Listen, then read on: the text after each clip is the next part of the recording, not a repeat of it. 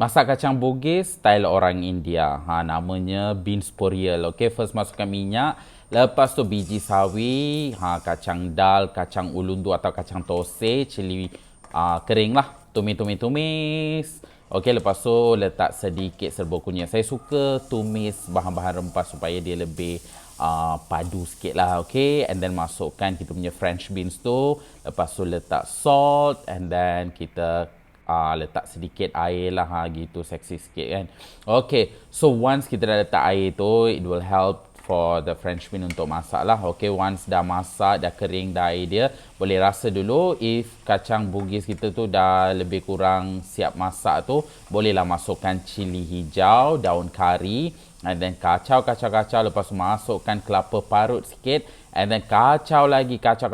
Jangan kacau kehidupan orang lain, sudah makan dengan nasi putih dengan kari. Oh my god.